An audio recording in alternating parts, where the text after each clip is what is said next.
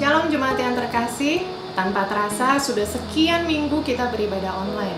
Saya percaya walaupun kita tidak bertatap muka, tapi kuasa Tuhan tetap bekerja bersama dengan kita. Sebelum kita memulai ibadah online, saya akan memberikan beberapa tips agar kita bisa maksimal dalam mengikuti ibadah online ini. Siapkan diri Anda terlebih dahulu sebelum memulai ibadah online ini.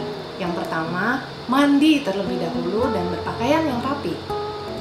Cari posisi yang baik seperti di ruang tamu atau di ruang keluarga. Jangan di atas tempat tidur atau di kamar mandi. Beribadahlah dengan sungguh-sungguh dengan terlibat aktif dalam pujian penyembahan. Jangan sambil main gadget. Catatlah semua firman Tuhan yang kita dapatkan hari ini supaya kita mendapatkan rema dalam kehidupan kita sehari-hari. Dan ingat, jangan datang ke hadapan Tuhan dengan tangan hampa. Anda dapat membawa persembahan Anda dengan cara mentransfer ke dalam rekening gereja yang ada. Usahakan mengikuti ibadah online ini dari awal sampai akhir dengan sungguh-sungguh. Selamat hari Minggu dan selamat mengikuti ibadah online ini. Tuhan Yesus memberkati.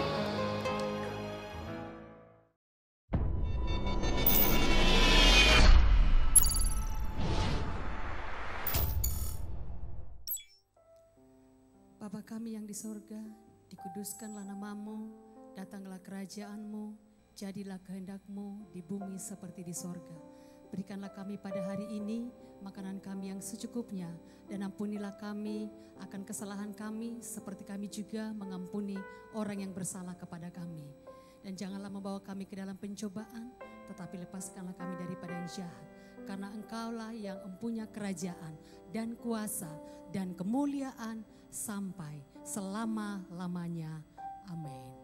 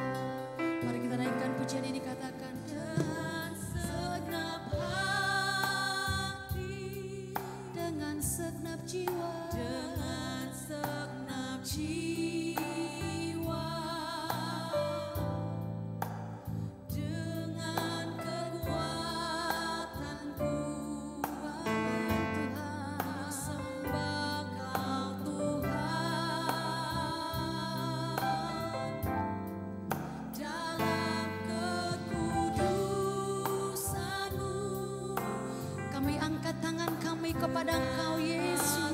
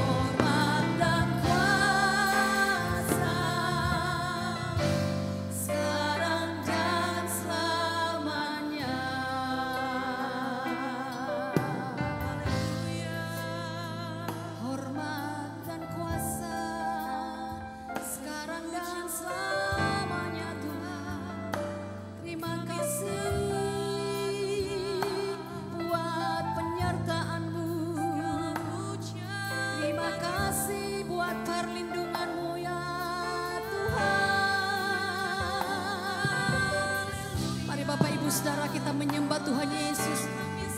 Mari yang ada di rumah-rumah sembah Tuhan. Naikkan ucapan syukurmu kepada Dia. Kami sembah Engkau yang layak Tuhan. Ditinggikan nama-Mu selama-lamanya.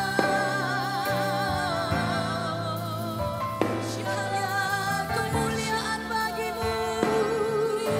Terima kasih.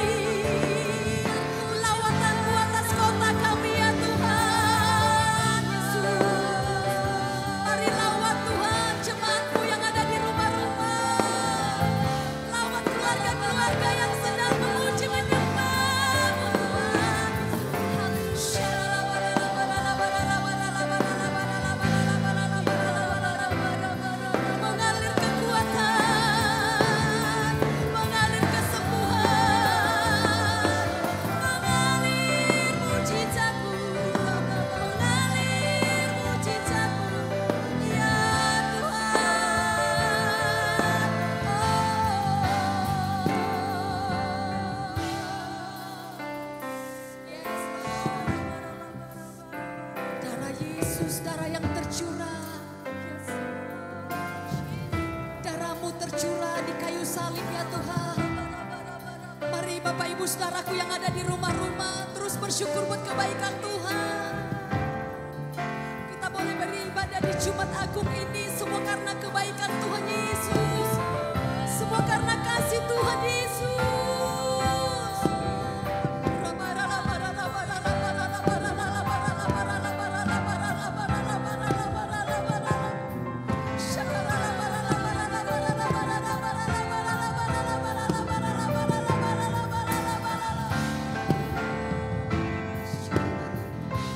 Sama-sama katakan kepada Tuhan.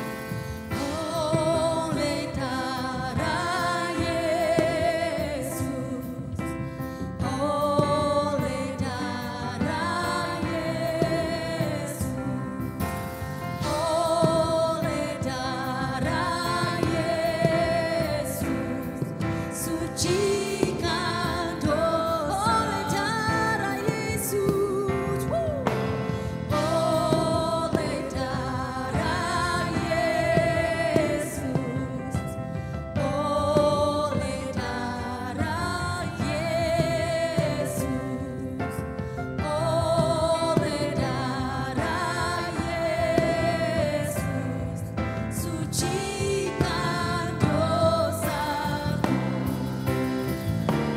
Oleh darah Yesus ku bebas, kuasanya di Kalvari. Oleh darah Yesus, oleh darah Yesus ku bebas, dan hidupku menang. Oleh darah Yesus ku bebas, kuasanya di Kalvari.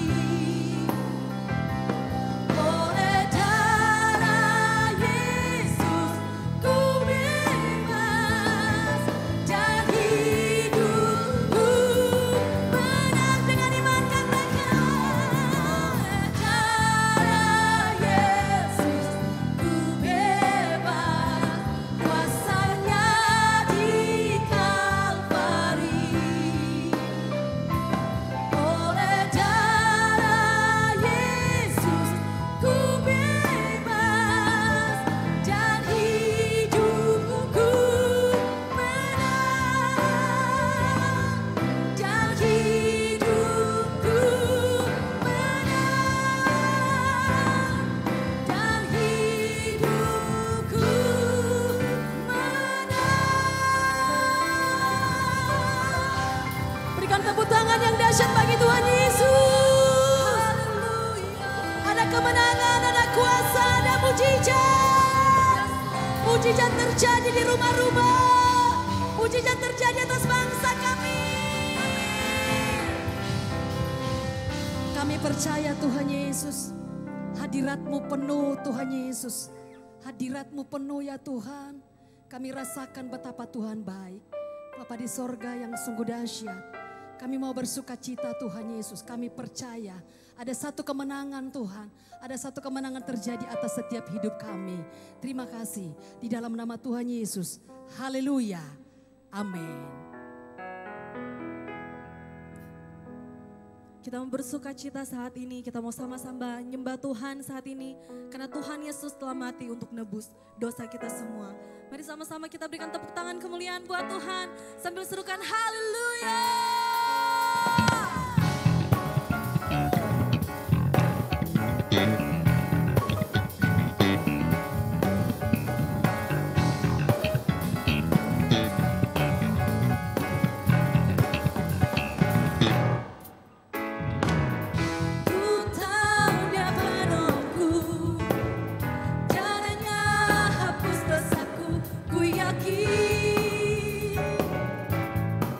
Ku yakin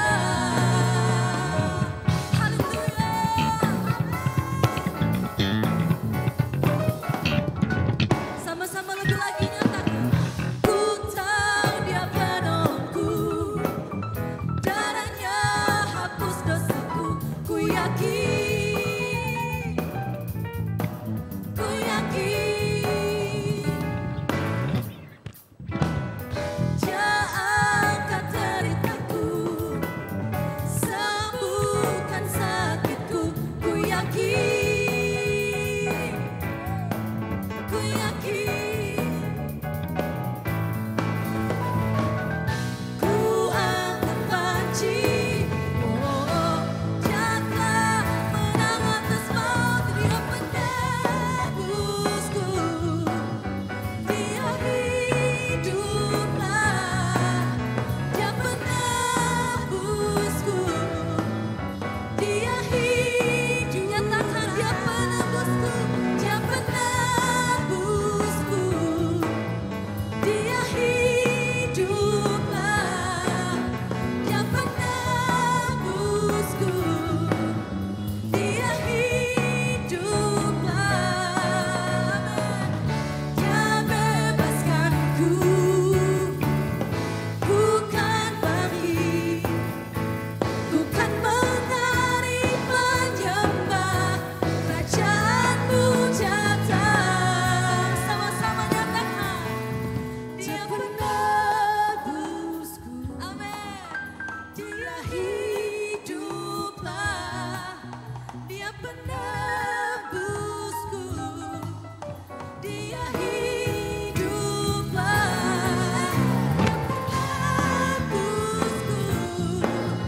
Dia hiduplah. Dia penebusku, dia hiduplah. Haleluya.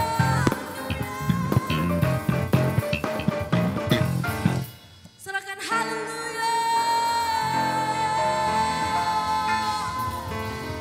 Terima kasih untuk keselamatan-Mu buat kami Tuhan. Terima kasih untuk karya-Mu yang sungguh besar, sungguh dahsyat dalam hidup kami ya Tuhan. Yes, Lord Jesus.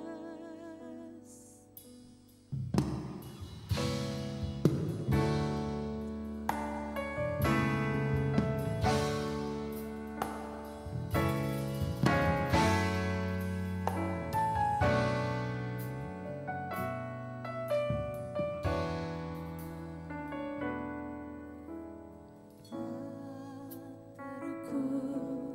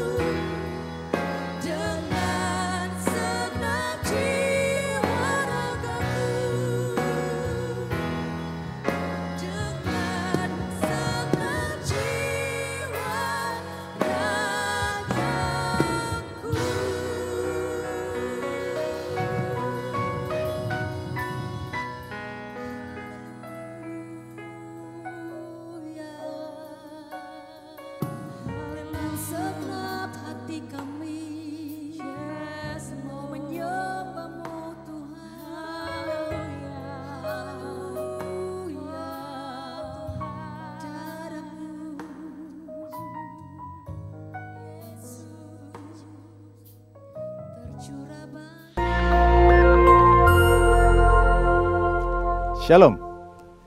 Pada kesempatan ini kita akan membahas nabi dan nubuatan dalam gereja zaman now. Banyak orang bertanya, apakah masih ada nabi di zaman sekarang?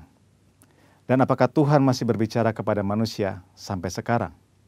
Jika iya, berarti Alkitab masih harus ditambah dengan nubuatan para nabi zaman sekarang. Karena Alkitab perkataan Tuhan. Apakah benar begitu? Mengapa insan Pentakosta mengklaim bahwa manusia masih dapat mendengar suara Tuhan sampai sekarang? Bahkan mendorong orang percaya untuk mengusahakan agar dapat memiliki karunia bernubuat. Apakah ini Alkitabiah? Mari kita melihat apa yang Alkitab katakan mengenai hal ini. Di dalam Perjanjian Lama, Tuhan mengangkat para nabi sebagai saluran untuk menyampaikan pesan-pesannya kepada umat Allah. Mendengar apa yang disampaikan para nabi sama artinya dengan mendengar perkataan Allah sendiri. Bahkan nubuat para nabi memiliki otoritas untuk dicatat dan menjadi bagian dari Alkitab. Sementara itu, dalam Perjanjian Baru, Tuhan menunjuk para rasul sebagai saluran untuk menyampaikan pesan Tuhan. Dan seperti nabi-nabi dalam Perjanjian Lama, apa yang mereka sampaikan memiliki otoritas untuk dicatat dan menjadi bagian dari Alkitab.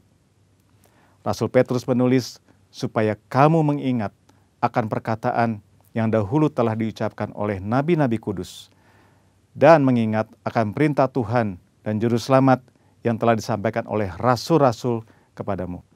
Dari sini kita dapat menarik kesimpulan, para rasul dalam gereja mula-mula setara dengan para nabi dalam Perjanjian Lama. Apa yang mereka sampaikan melalui inspirasi Roh Kudus memiliki otoritas sebagai firman Tuhan. Namun, selain para rasul, Alkitab Perjanjian Baru mencatat bahwa di dalam gereja juga ada orang-orang yang memiliki karunia sebagai nabi. Di dalam 1 Korintus 12 ayat yang ke-28, Paulus menulis, ada orang-orang yang Tuhan tetapkan. Pertama, sebagai rasul. Kedua, sebagai nabi. Ketiga, sebagai pengajar. Dan selanjutnya, mereka yang mendapat karunia, mujizat, menyembuhkan, melayani, memimpin, dan untuk berkata-kata dalam bahasa roh. Mengapa Rasul Paulus menulis ada yang pertama, kedua, dan yang ketiga? Karena dalam pemikiran Paulus ada karunia yang lebih tinggi manfaatnya daripada yang lain.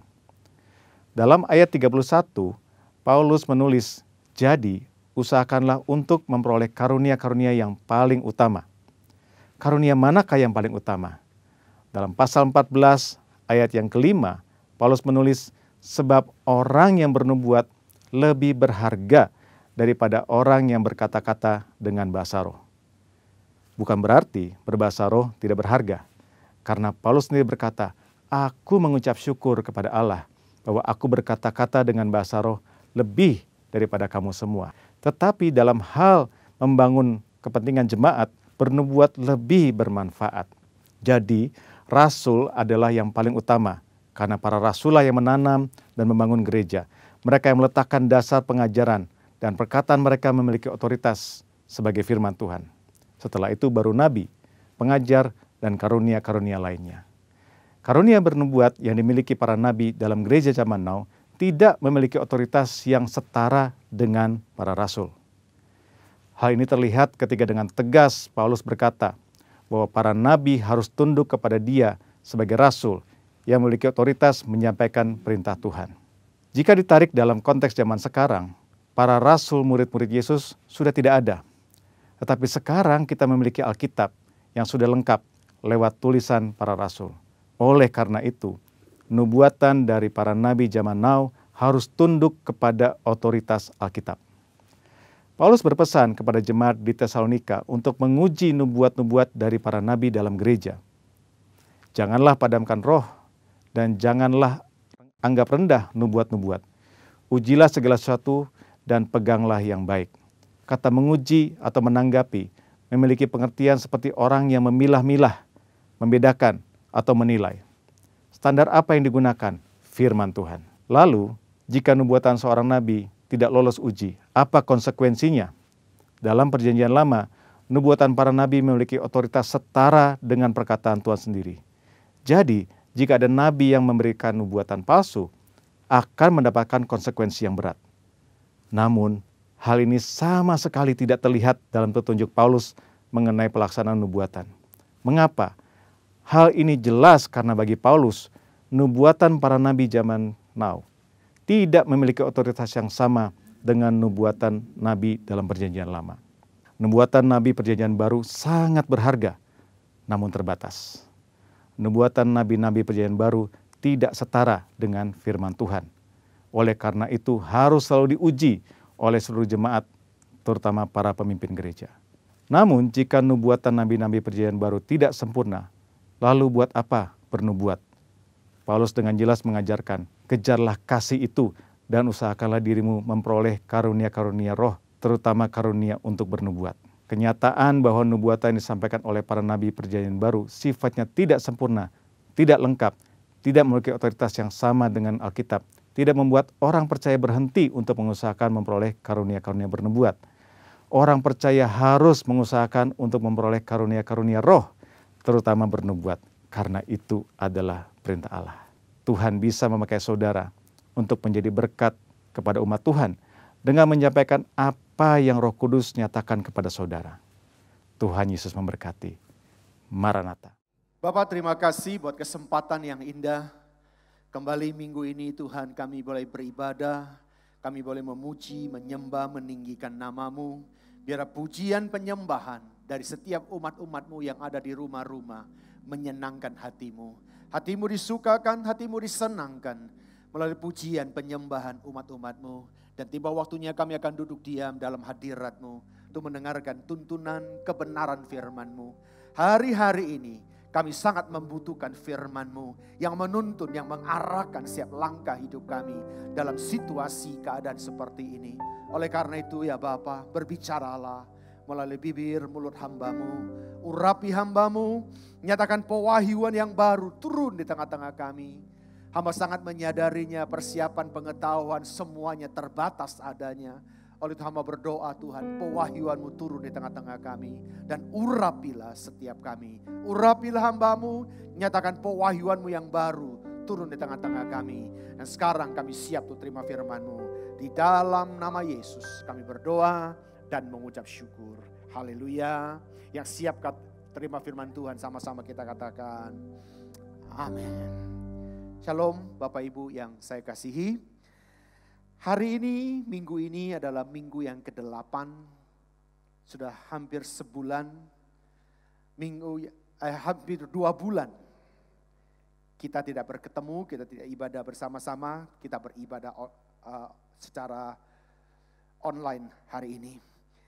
Dan saya berharap biarlah ibadah online kita tidak mengurangi sukacita kita.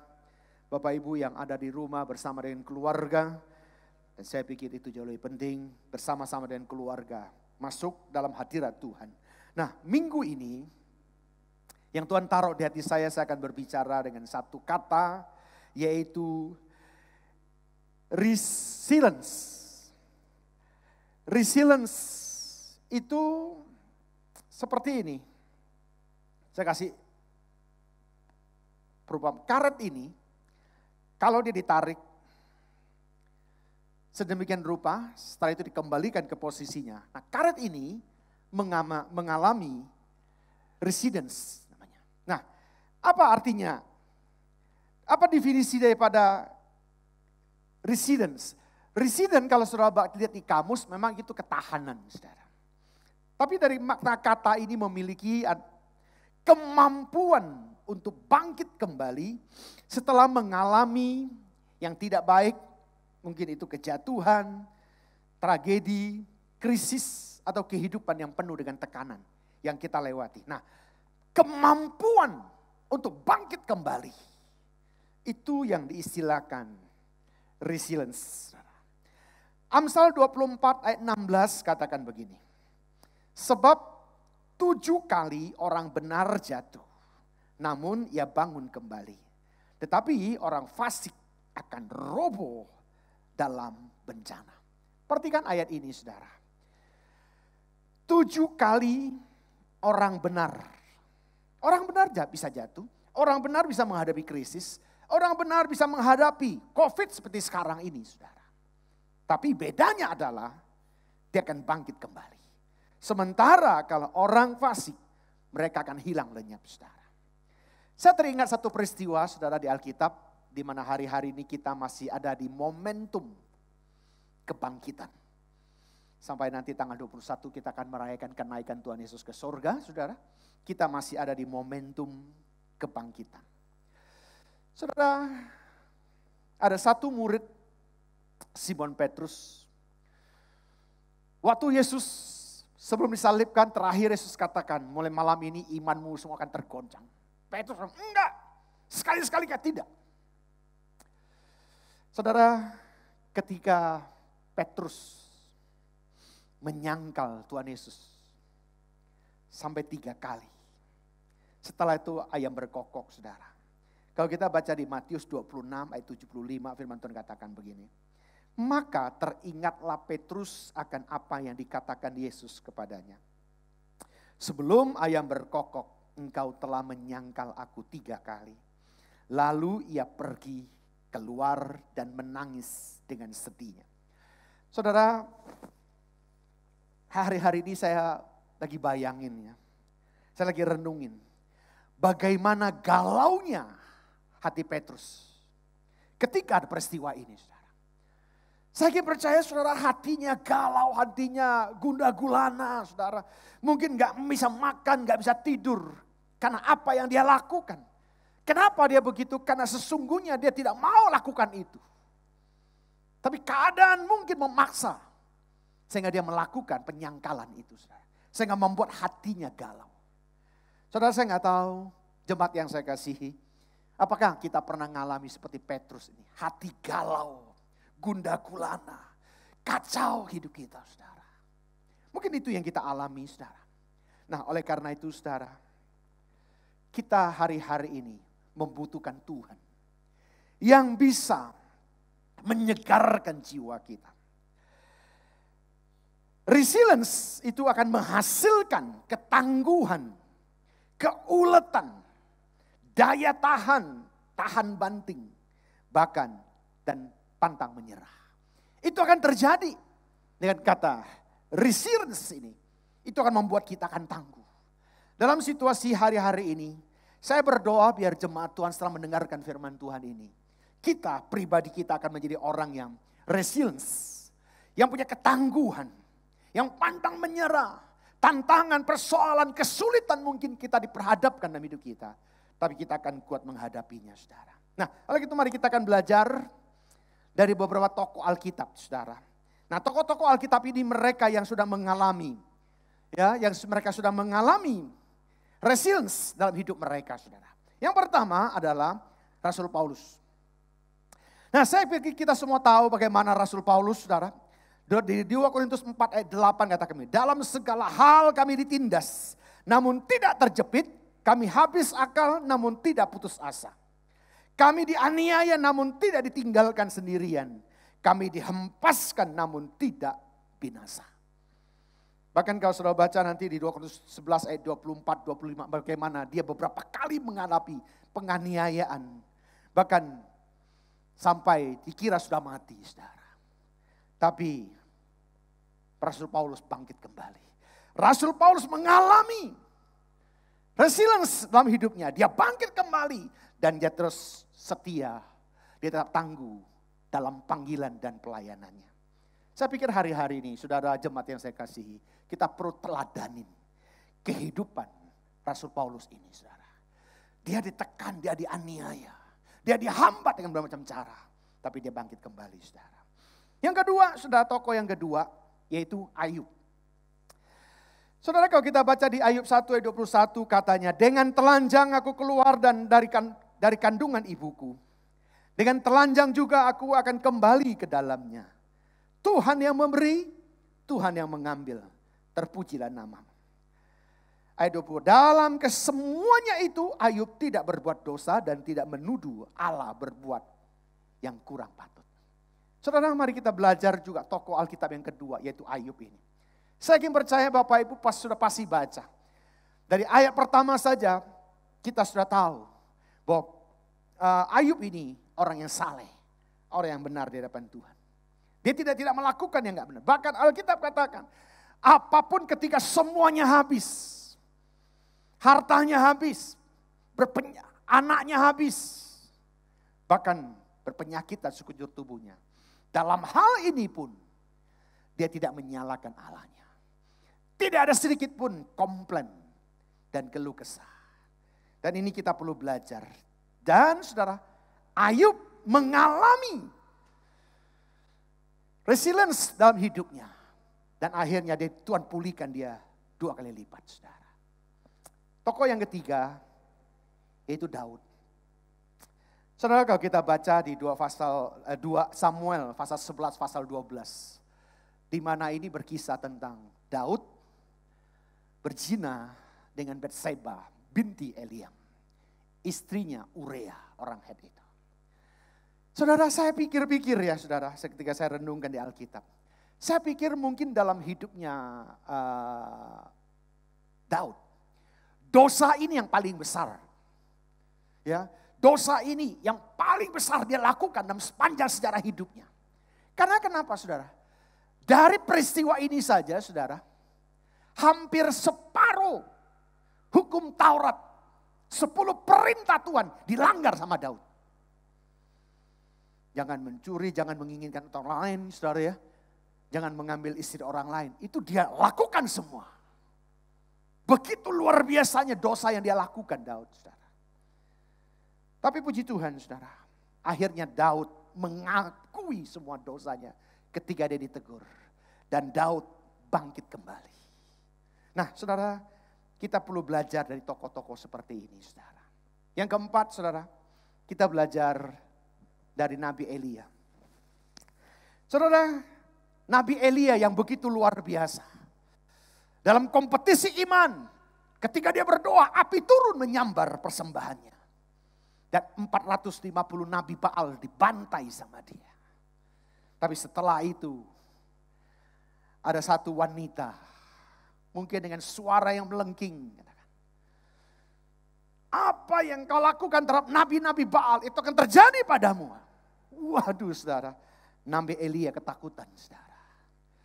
Kalau kita baca di 1 Raja-Raja 19 ayat 4. Tetapi ia sendiri masuk ke padang gurun seharian perjalanan jauhnya. Lalu duduk di bawah sebuah pohon aral. Kemudian ia ingin mati, katanya, cukuplah itu. Sekarang ya Tuhan, ambillah nyawaku. Sebab aku ini tidak lebih baik daripada nenek moyangku. Saudara, ini yang dialami oleh Elia. Ketika dia ketakutan, dia lari, dia ingin mati, saudara. Dan dia mengakui dia pun tidak lebih baik daripada nenek moyangnya. Saudara, Nabi Elia, dia masuk. Dia mengalami tekanan yang luar biasa, membuatnya ketakutan dan sampai ingin mati, saudara. Ayat yang ke-14, jawabnya,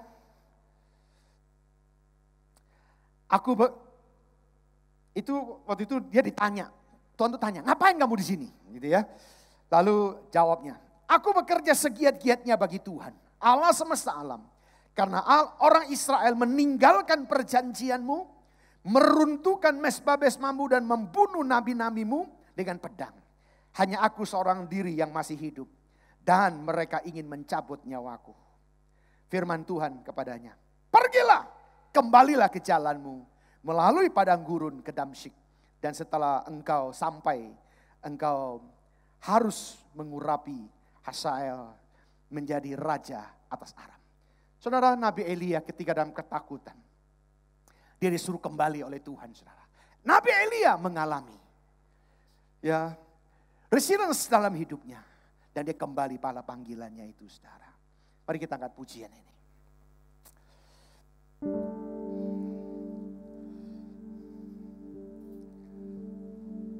Haleluya.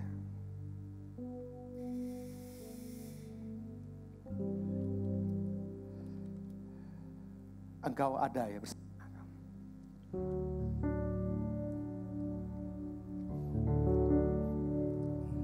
Kau ada bersamaku di setiap musim hidupku. pernah kau biarkan ku sendiri.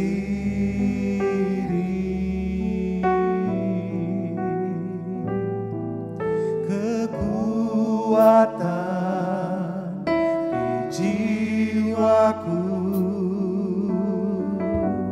adalah bersamamu. Tak pernah ku ragukan kasih-Mu.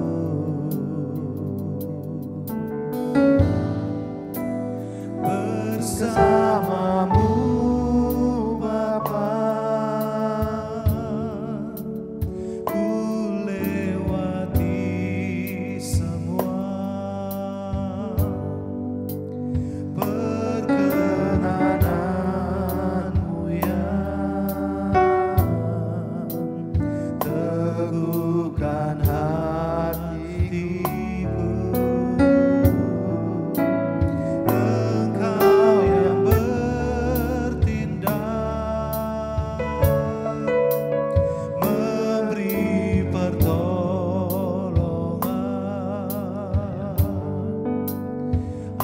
Anugerah-Mu besar melimpah. Sekali lagi katakan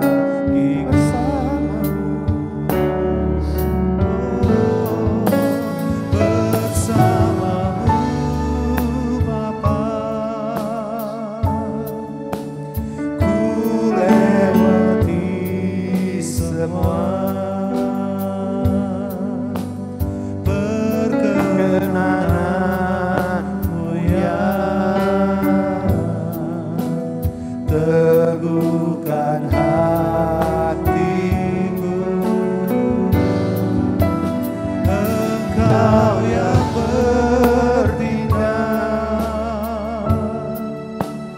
memberi pertolongan. Anugerah-Mu besar melimpah bagiku. Nah, tadi kita sudah lihat belajar dari tokoh-tokoh Alkitab. Mereka yang mengalami dalam hidupnya di tengah-tengah tantangan pergumulan yang berat. Mereka mengalami resilience dalam hidup kembali. Mereka bangkit kembali. Dan mereka meneruskan panggilan dan pekerjaannya. Nah, saudara sekarang, bagaimana kita mengalami? Ya, bagaimana kita mengalami resilience itu dalam hidup kita, saudara. Nah, ini kita perlu belajar, saudara. Ya, dari contoh-contoh dari pengalaman para tokoh-tokoh Alkitab. Mari kita akan lihat bagaimana kita akan mengalami resilience dalam kehidupan kita. Yang pertama, saudara, kita harus memiliki ketangguhan hati, saudara. Hari-hari ini dalam situasi keadaan seperti ini, saya rindu mengajak setiap kita miliki ketangguhan hati. Yesaya 26 ayat 3 katakan begini, yang hatinya teguh kau jagai dengan damai sejahtera, sebab kepadamulah ia percaya. Saya rindu hari-hari ini, saudara, miliki ketangguhan. Mungkin kita pernah disakiti, kita pernah dikecewakan. Kita mungkin pernah gagal. Bahkan mungkin kita juga pernah menghadapi sakit penyakit dalam hidup kita. Tapi mari saya mengajak kita, kalau kita rindu, supaya kemampuan untuk bergairah kembali, memasuki dalam dimensi yang baru di depan kita, maka milikilah ketangguhan hati. Jangan diingat-ingat lagi, saudara, penderitaan yang sudah kita lewati. Mari kita tak memiliki sikap hati yang tangguh. Karena hati yang tangguh ini, Tuhan akan jagai dengan damai sejahtera. Semakin hati kita tangguh di hadapan Tuhan, damai sejahtera, sukacita daripada Allah akan melimpah dalam kehidupan kita. Oleh karena itu mari, yang pertama, miliki ketangguhan hati. Yang kedua, saudara, miliki pengalaman rohani. Ini penting bagi kita, saudara. Kalau kita baca di Ayub 42 ayat 5. Hanya dari kata orang sajalah aku mendengar tentang engkau. Tetapi sekarang mataku sendiri memandang engkau. Kalau kita lihat Ayub yang satu dia ngalami pemulihan. Dia berani katakan, Karena dia punya pengalaman sudah. Kalau dulu dia mungkin dengar dari orang lain, mungkin katanya. Tapi sekarang, karena pengalaman yang dia sudah lewati, karena dia sudah mengalami resilience dalam hidupnya. Dia bangkit dan Tuhan pulihkan bahkan digantikan 2 kali lipat, saudara. Dia katakan, bukan lagi aku cuma dengar, tapi aku sudah melihatnya dengan mata kepalaku sendiri, saudara. Saya berharap Bapak Ibu, setiap jemaat yang saya kasihi, hari-hari ini dalam situasi keadaan kayak gini, apa yang terjadi dalam kehidupan kita, itu menjadi pengalaman rohani dalam kehidupan kita. Bapak Ibu percayalah, kalau mungkin persoalan kita dulu ditolong Tuhan, masa sih sekarang Tuhan gak tolong, saudara? Miliki pengalaman rohani ini, saudara. Kalau dulu Tuhan pernah tolong, yakin dan percayalah, kalau engkau semakin sungguh-sungguh, engkau punya keteguhan hati. Dan engkau punya pengalaman bersama dengan Tuhan. Punya spiritual journey dengan Tuhan. Maka saya ingin percaya persoalan apapun yang engkau hadapi, Tuhan pasti akan tolong engkau. Ayub 42 ayat 10 katakan begini. Lalu Tuhan memulihkan keadaan Ayub setelah ia meminta doa untuk sahabat-sahabatnya. Dan Tuhan memberikan kepada Ayub 2 kali lipat dari segala kepunyaannya dahulu. Saudara, saya berdoa bagi setiap kita. Setelah kita ngalami hari-hari ini, saudara. Berarti ini semua sudah selesai. Bagaimana Ayub dipulihkan, bahkan diberkati 2 kali lipat. Saya berdoa bagi semua kita. Bahkan kita akan dipulihkan. Bahkan di tahun dimensi yang baru. Sesuatu yang baru. Sesuatu yang dahsyat. Apa yang belum pernah didengar, apa yang belum pernah dilihat, apa yang belum pernah muncul dalam hati kita. Tuhan akan sediakan buat saya dan saudara. Yang mau katakan amin, saudara. Kita nyanyi lagu ini yuk. Allah yang Tuhan yang hebat ya. Yang tak pernah ku melihatnya, yang belum pernah ku dengar, yang tak pernah timbul di dalam hatiku, semua Kau sediakan.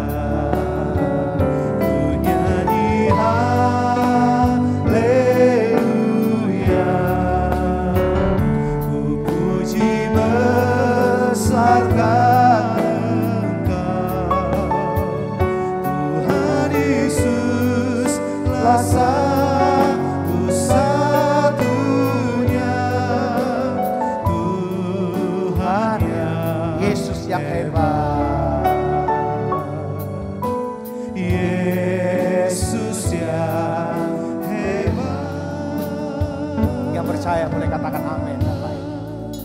Saya percaya saudara, pengalaman rohani kita membuat kita hari-hari semakin dikuatkan, diteguhkan. Di tengah-tengah menghadapi pergolakan terjadi. Saya ingin percaya pengalaman rohani yang seperti dialami oleh Ayub itu menjadi pengalaman setiap kita. Yang ketiga saudara, yaitu pertobatan yang sejati. Saudara, hari-hari ini saya mengajak kita dalam situasi keadaan sekarang. Ayo saudara, mari bertobatlah dengan sungguh-sungguh. Ya, bertobatlah dengan sungguh-sungguh saudara. Yesaya 55 ayat 7 katakan begini. Baiklah orang fasik meninggalkan jalannya dan orang jahat meninggalkan rancangannya. Baiklah ia kembali kepada Tuhan. Maka dia akan mengasihaninya. Dan kepada Allah kita sebab ia memberi pengampunan dengan limpahnya. Mari saya mendorong kita yuk sungguh-sungguh dengan Tuhan. Bertobatlah sungguh-sungguh. Mari di saat kita hari-hari ini banyak waktu merefleksi hidup kita. Mari coba cek apakah ada dosa-dosa yang perlu kita selesaikan. Mari selesaikan dengan Tuhan. Kita bertobatlah sungguh-sungguh, saudara. Pengampunan Tuhan tidak menyelamatkan kita dari konsekuensi atas perilaku kita. Ya, sekali lagi saya ulang. Pengampunan Tuhan tidak menyelamatkan kita dari konsekuensi atas perilaku kita. Tetapi Jika kita telah meninggalkan perilaku kita dan mau menerima konsekuensinya, maka Tuhan akan kembali memakai kita menjadi alatnya.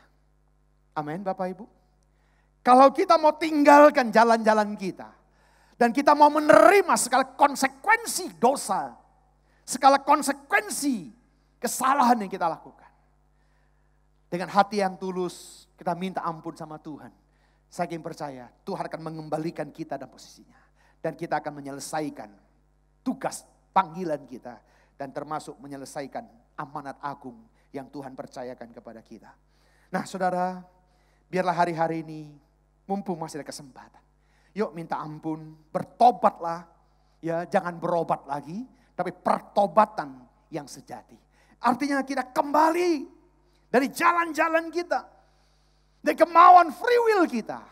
Biarlah hari-hari ini kita hanya tunduk apa kata perintah Tuhan. Yang keempat saudara, yaitu keintiman dengan Tuhan. Saudara, ini penting bagi kita hari-hari. Kalau kita mau mengalami saudara, kemampuan untuk bangkit dari berbagai situasi yang kita hadapi. Kita punya kekuatan untuk bangkit kembali saudara. Resilience dalam hidup kita. Maka kita harus punya hubungan intim dengan Tuhan. Karena Tuhanlah sumber kekuatan kita. Saudara, kalau kita baca di Kejadian 6 ayat 9. Inilah riwayat Nuh. Nuh adalah orang yang benar dan tidak bercela di antara orang-orang sejamannya. Dan Nuh itu bergaul dengan Allah. Nuh bergaul dengan Allah. Saudara, kalau waktu Nuh sama anak-anaknya dan mantunya masuk ke perahu.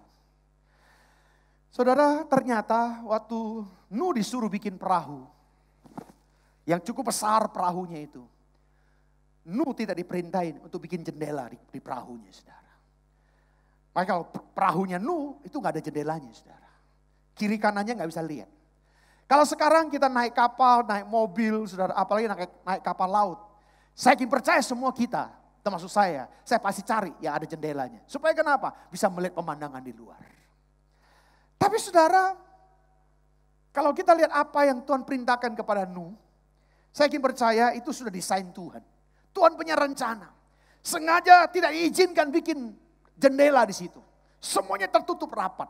Supaya kenapa? Supaya Nuh ketika badai, hujan, banjir besar datang. Air menutupi muka bumi. Supaya Nuh tidak melihat keluar, saudara. Nuh kalau di dalam kiri kanan tertutup rapat. Cuma Nuh punya kesempatan lihat ke atas. Nggak bisa lihat kiri kanan, saudara. Kadang-kadang dalam hidup kita perlu ambil sikap. Hanya melihat ke atas, saudara. Tidak melihat kiri kanan. Saya yakin dan percaya saudara kalau waktu itu.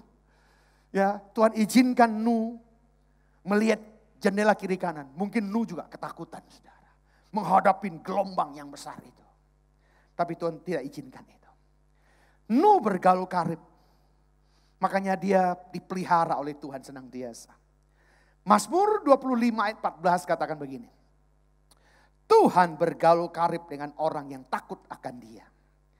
Dan perjanjiannya diberitakannya kepada mereka. Saudara. Jadi saudara, orang-orang yang bergaul karib. Kalau hari-hari ini Bapak Ibu kita semakin hari, semakin karib dengan Tuhan. Bergaul intim dengan Tuhan. Maka saya ingin percaya hikmat Tuhan akan turun. Apa yang harus kita lakukan ke depan. Mungkin kita tidak mengerti saudara. Apa yang harus kita lakukan pasca COVID ini. Tapi saya ingin percaya Bapak Ibu jemaat yang saya kasihi. Kalau hari-hari ini engkau punya waktu bergaul intim dengan Tuhan. Begitu selesai masa COVID ini saudara. Saya yakin dan percaya. Dimensi yang baru. Pewahyuan yang baru. Tuhan akan berikan, Tuhan akan tuntun saudara. Sehingga apa yang kita kerjakan, apa yang kita lakukan berkenan di hadapan Tuhan. Dan Tuhan campur tangan membuatnya berhasil saudara. Kelelahan secara mental atau spiritual hanya permanen jika kita mengizinkannya. Ya, itu akan terjadi kalau kita mengizinkannya saudara. Kelelahan, kecapean, bahkan gak mau lagi bangkit. Itu kalau kita izinkan. Tapi saya percaya jemaat yang saya kasihi, kita nggak mau orang yang dikalahkan. Kita nggak mau menjadi pecundang. Tapi setiap kita saya percaya kita mau bangkit. Oleh karena itu, luangkan waktu hari-hari ini untuk merawat diri kita secara fisik, spiritual, termasuk emosional kita. Mungkin yang hari-hari terobok-obok dengan situasi dan keadaan. Biarkan diri kita masuk dalam hadirat Tuhan. Dan Tuhan merawat, Tuhan merefresh diri kita. Secara fisik, spiritual kita, emosional kita. Dan kemudian kalau kita sudah disegarkan kembali, sudah dipulihkan kembali. Kita akan kembali melanjutkan kehidupan. Termasuk pelayanan dan pekerjaan kita dengan baik. Saudara yang saya kasihi, mari bergaullah intim hari-hari ini. Mumpung masih ada waktu, kita masih diizinkan banyak di rumah. Banyak doa, banyak memuji dan nyembah Tuhan. Lebih intim dengan Tuhan. Maka saya ingin percaya hikmat dan kekuatan yang baru Tuhan akan curahkan dalam hidup kita. Yang terakhir, yang kelima, saudara. Supaya kita mengalami kebangkitan dalam kehidupan kita. Mintalah urapan kuasa Roh Kudus. Ini penting hari-hari ini bagi kita. Ini sangat kita butuhkan karena kuasa inilah membuat kita, ya, spiritual kita memiliki excellent spirit ada pada kita. Kalau kita diurapi, dipenuhi dengan Roh Kudus. Kisah 1 ayat 8 katakan, tetapi kamu akan menerima kuasa kalau Roh Kudus turun ke atas kamu. Dan kamu akan menjadi saksiku di Yerusalem, dari Yudea, dan seluruh Samaria, dan sampai ke ujung-ujung bumi. Ini akan kita alami, saudara. Sebentar lagi, saudara, kita akan merayakan kenaikan Tuhan Yesus ke surga. Setelah kita merayakan kenaikan Tuhan Yesus ke surga, nanti selama 10 hari, saya rindu setiap kita jemaat Tuhan dari gereja, akan ada doa, akan ditayangkan melalui online. Bapak Ibu di rumah-rumah berkumpul dengan keluarga.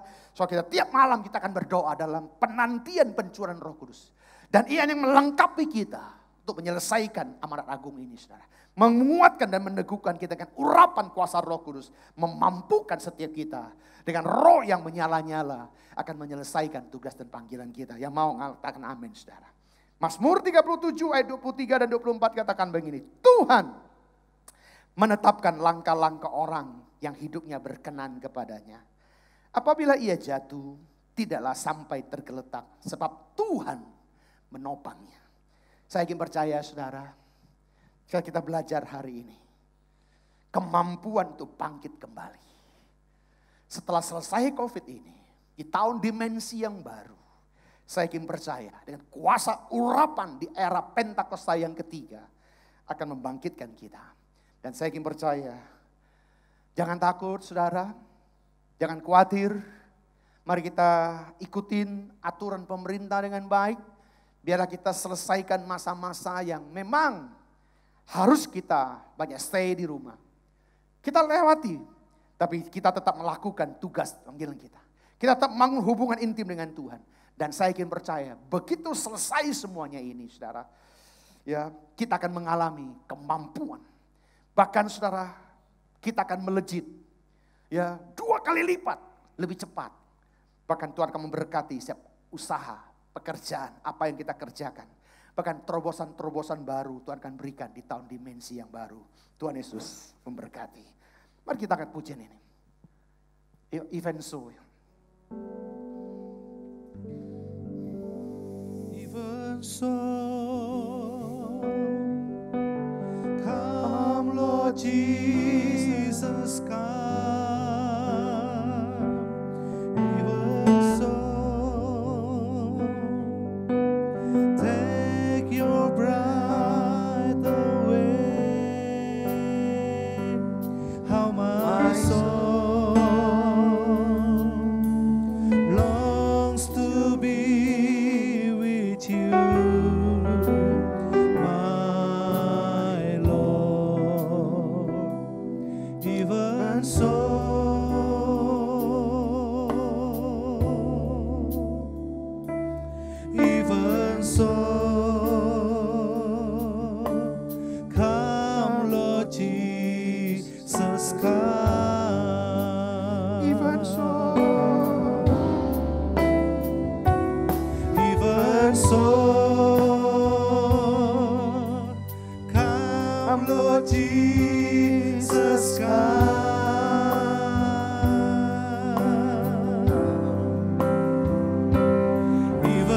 soul, take your bride away. How my soul longs to be with you, my Lord.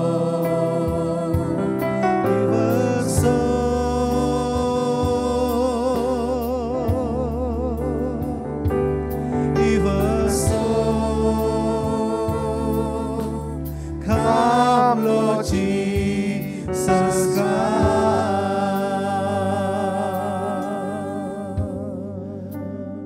Roh Kudus, datanglah.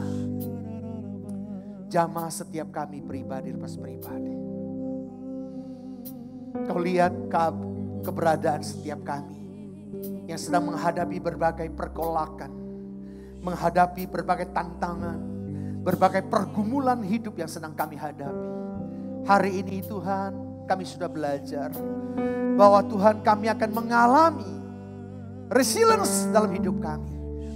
Bahwa kemampuan untuk bangkit kembali itu ada pada kami Tuhan. Dan saat ini hamba berdoa Tuhan, Kau urapi setiap kami.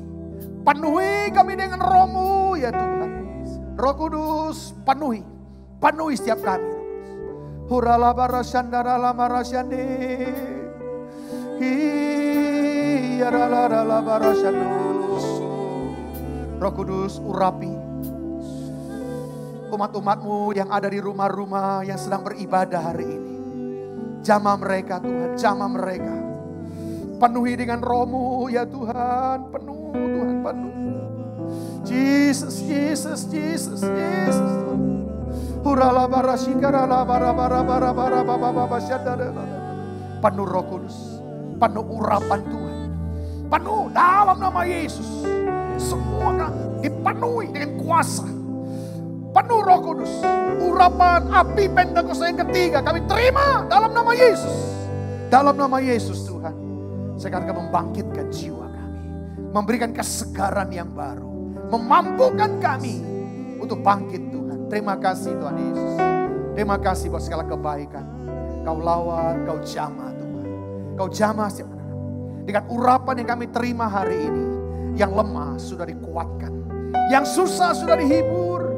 Yang berbeban berat sudah diangkat dalam nama Yesus. Bahkan Kau ada umat-Mu yang sakit Tuhan. Di dalam nama Yesus. Segala sakit penyakit kami sudah disembuhkan. Kami sehat, kami kuat. Bahkan imunitas kami baik dalam nama Yesus Tuhan. Karena Kau memberikan kesehatan yang sempurna Tuhan. Kalau ada umat-Mu yang berkekurangan hari-hari ini, hamba berdoa ya Tuhan, lawat mereka. Cukupkan apa yang mereka butuhkan. Apa yang mereka kerjakan. Tuhan Kau campur tangan, membuatnya berhasil.